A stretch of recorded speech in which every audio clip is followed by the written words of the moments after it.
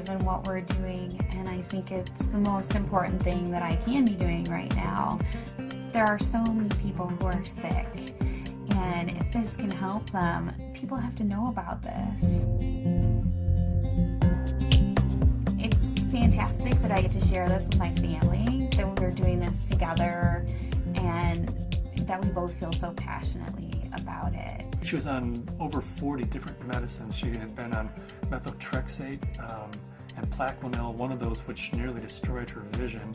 All the potent anti-inflammatories, the Vioxx and the Celebrex, and was on all sorts of painkillers and all sorts of antibiotics. She had classic steroid toxicity. Her face was the shape of a moon because there's a lot of swelling that occurs in the face. At the age of 16, was diagnosed with juvenile rheumatoid arthritis, and that evolved into a lupus condition, a diagnosis of interstitial cystitis, an autoimmune disorder. Bedridden 4 years. Her mother thought she would never survive. I went to talk to William as a friend and as a doctor about his experience with patients and how they used cannabis. Seeing what the juicing did for me, using it in this form, was so significant. It changed my life. About 4 to 6 weeks after I started on juicing every day, I had no more back pain. I didn't need pain pills. I felt the best I ever had. A lot of people think cannabis and pot are not medicine. I had stumbled on an article in Scientific American, December 2004. They had an article on marijuana as the brain's own marijuana, and they introduced the idea that the body produces compounds that are very similar to those found in marijuana or cannabis. Cannabis actually goes upstream. It provides feedback from the postsynaptic nerve to the presynaptic nerve, which was unheard of in neurochemistry. I mean, all neurotransmissions were unidirectional, and all of a sudden, swimming against the force of that are those little cannabinoid molecules that tie the whole system together. The phytocannabinoids from this plant augment the body's attempt to restore and increase function to a normal level. So it mimics the regulatory system of cellular physiology. And recently the Food and Drug Administration has approved of CBD, which is a cannabinoid like THC, one of 80 cannabinoids. The federal patent compares vitamin C, vitamin E, and CBD, or cannabidiol. CBD turns out to be more potent than either of those two. The thing that I warn my patients of is, if you're going to be juicing this flower and this leaf, and you're going to be doing this high-dose, non-psychoactive cannabinoid dietary approach, please do not heat it. When you heat cannabis, you make it psychoactive, which for a large part of the community, the psychoactivity of a plant is a measure of its medical quality. But it's really quite the inverse. If you heat or age cannabis in any way, you're destroying some of the medicinal properties of it. To use the plant effectively, we have to use it the way it evolved over 34 million years, which is raw. Because when it's raw, the THC is bound up as THC acid. It requires aging, drying, so as a hunter-gatherer, we gather this plant and we notice, wow, as this plant ages, it changes character and suddenly has a psychoactive effect. I think that's the most exciting area of cannabis research, is looking at non-psychoactive cannabinoids. Because if you do heat it, you'll decarboxylate the THC acid, and you're going to have 600 milligrams of THC acid with the CBD acid. You would be unconscious probably for the better part of the week. Between heating the plant, whether that's in a sucker, a cookie, a baked good, a butter, vaporized, smoked, all of those techniques convert THC acid, which is non-psychoactive, into THC and provide you with that 10 milligram dose. But if you eat the plant raw, then THC acid is the way it's found in the plant. It's not psychoactive. The juicing allows you to get up to the 500 to 600 milligrams, which is 60 times more than you could tolerate if it was heated. This treatment is not psychoactive. People don't have to be stoned when they take it. They can take it and go to work. They can take it and play with their kids. It's hard for me to understand laws against something like green leaf therapy and to think that prednisone is legal. We're still fighting the stigma of marijuana back from the 20s, 30s, 40s, 50s. I was a prosecutor for 8 years in Mendocino County, so I know it from both as a defense attorney and as a prosecutor. The 1972 Controlled Substances Act said that marijuana has no medical value whatsoever. The federal government has a patent on its medical properties. The Food and Drug Administration has approved of it as investigative new drug. I have not found the United States to be very open about cannabis research. In order to print an article in a peer-reviewed journal, you have to use cannabis that they have certified for your study. And there are physicians who've waited 3, 4, 5, 6 years, some even longer than that, to just get a sample. The federal government's been kind of schizophrenic in the way it looks at marijuana. It says it has no medical value under that act, but at the same time, the federal government has been funding research in marijuana for years, for decades. And they've even patented certain strains of marijuana because they recognize it has that medical value. The California Narcotic Officers Association does not believe in medical marijuana. They believe it's all a big scam, and that's how they train law enforcement officers. Law enforcement is allowed to take a percentage of all assets that are forfeited and seized under the state and federal asset forfeiture law. So it takes the really enlightened and compassionate law enforcement officer to recognize that these medical marijuana laws are designed to protect patients. I was trained when someone had marijuana, you took them to jail. There wasn't a medicine use for marijuana. It's an illegal substance, and people went to jail for it. In 1996, California took a huge leap.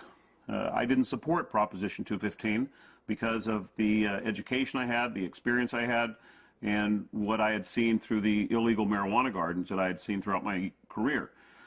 Since 1996, I have changed my opinion somewhat. I believe there is a very clear medicinal use for marijuana. That being said, I believe that there are a large percentage of people who use marijuana as an excuse to either make profits or for recreational. The people who use marijuana for the true intended use that the voters passed, medicinal, I'll do everything I can to support their rights. There's many more things that law enforcement can be focused on than medicinal marijuana. And I don't want to give the impression at all that I support people who are growing marijuana for medical purposes 364 days of the year, and then one day a year they make a big sale for a couple $100,000, and they're a commercial seller that one day of the year. They're the people who are causing problems for the people who really and truly need and can use medical marijuana.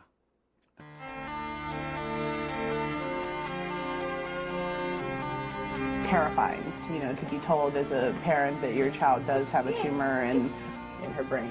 It took 24 hours in the operating room. They gave us a 10% chance of survival with treatment. The Oakland Children's Hospital, where they called me and they said they had a baby who they were discharging home. This baby had completed all treatment that would be useful for it, had a brain tumor, had surgery, had radiation and chemo, and the tumors were still growing and still multiplying, and therefore they said to the parents, just take this baby home and make it comfortable, because there's nothing more that we know that will help its condition. Started to accept to the point where the illness had taken her and us, and try and find some acceptance. A month went by and I got in contact with the family, and they said, well, we just came back from Children's Hospital. They did a CAT scan.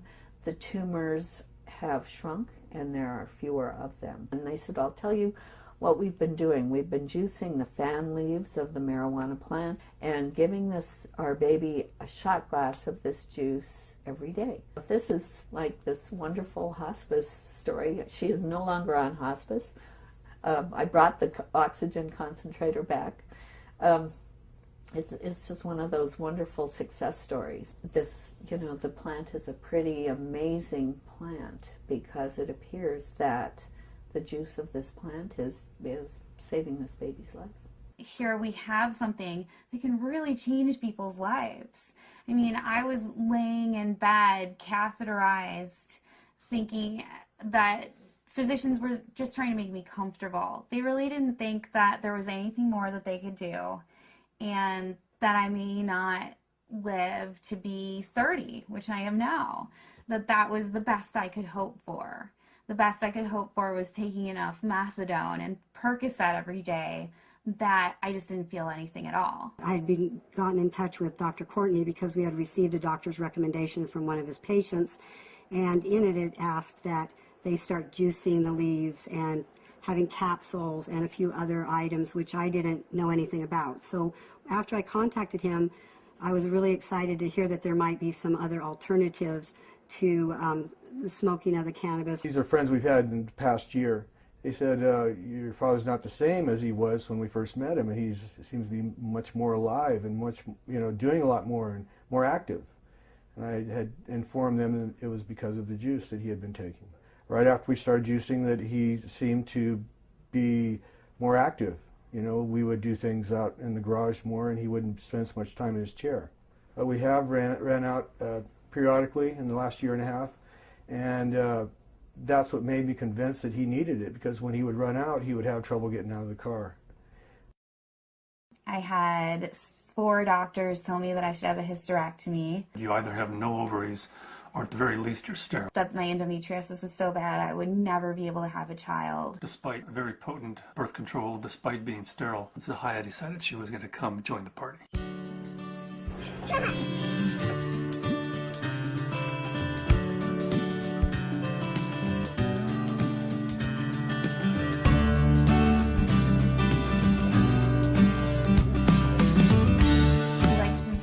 Ourselves by being extremely scientific, and people know that if they're going to come to us, they're going to have to go through a lot of hoops, but they're also going to get the most up-to-date scientific knowledge on this subject, and they're going to see a physician who's an expert in the field of non-psychoactive cannabinoids. And there are plenty of people that want that and are looking for that. We opened our 5th office in Luxembourg. Their government is really sympathetic and open. There's an international group studying autism and CBD in Luxembourg. There's a physician there who's writing cannabis scripts who's also a senator. And we've been working with him, Senator Columbera. The government may be actually funding experiments in a research center using cannabis, in large part because of Dr. Courtney's work with non-psychoactive cannabinoids and Senator Columbera's work with cancer patients. There are now facilities for testing plants, and there's been more progress made in the last 5 to 6 months. A new strain in from Spain called Cannatonic, 6.9% CBD. That's a 700% increase over Northern Lights, which is our previous high producer. I would like to find strains that have all of the cannabinoids present in an amount that's useful. I'd like to produce strains that are adapted to environment. In Luxembourg, we're producing thousands and thousands of pounds of seed, to raise the money to give away, a half a pound of seed, because if that person grows an acre of cannabis and feeds their family the proteins and the fatty acids, incredible food source, an incredible preventative medicine source, and an incredible therapeutic source. And at the same time, they're sucking 5 times as much CO2 out of the environment as an acre of trees. First, we have to change Convention Treaty Number 1, which was the convention that the UN put out in 1961 that says cannabis is a crime, should be, if you have it, if you grow it, if it's in your possession, you should be in prison. That dogma has dominated the world right now. They're asking for input from the World Health Organization. I'm in the process of writing a letter stating that this is a dietary essential. It's not a criminal thing, because we have to change that treaty before we can go into Central South America and say, you grow yourself an acre of this plant, feed your family, prevent illnesses. So Cannabis International kind of legalizing the plant globally, giving it back to people as a food source, prevent illness is so much better than waiting until you have diseases. With my own experience and all the patients that I've spoken to, I believe that it's not an isolated incident, that this is the best medication